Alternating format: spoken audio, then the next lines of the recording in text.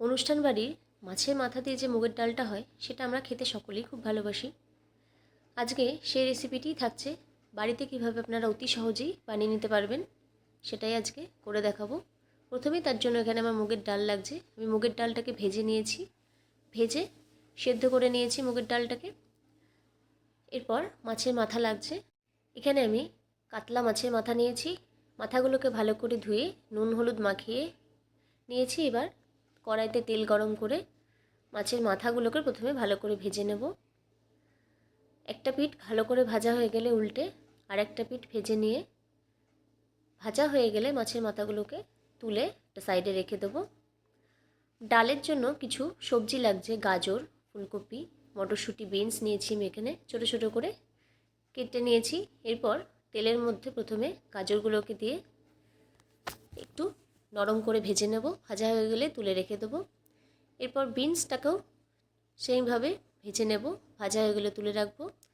প্রতিটা সবজিগুলি ভেজে আমি ডালের মধ্যেই দিয়ে রাখছি।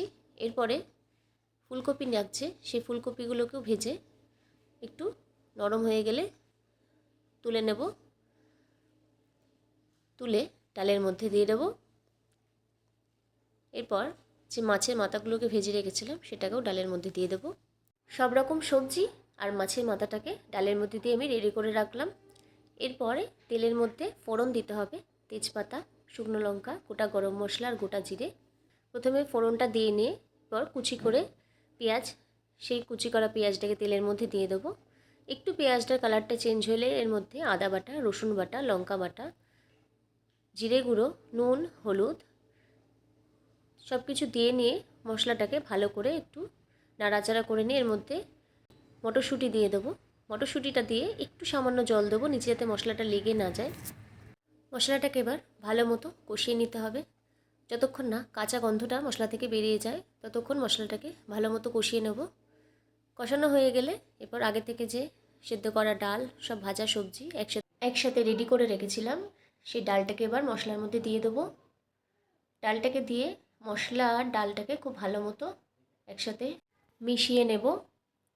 এরপর ডালের মধ্যে কাজু আর কিশমিশ দেব, সামান্য চিনি দেব স্বাদের জন্য, আর একটু গরম মশলার গুঁড়ো দেবো। ব্যাস, সব কিছু একসাথে মিশিয়ে নিলেই রেডি মাছের মাথা দিয়ে মুগ ডাল। কত সহজেই দেখলেন হয়ে গেল। খেতেও কিন্তু খুবই সুস্বাদু হয়েছিল, সবাই বলেছে। আপনারাও যদি এরকম সুস্বাদু ডাল বাড়িতে খেতে চান অবশ্যই ট্রাই করুন রেসিপিটি। ভালো লাগলে লাইক, শেয়ার এবং সাবস্ক্রাইব করে দেবেন। নমস্কার।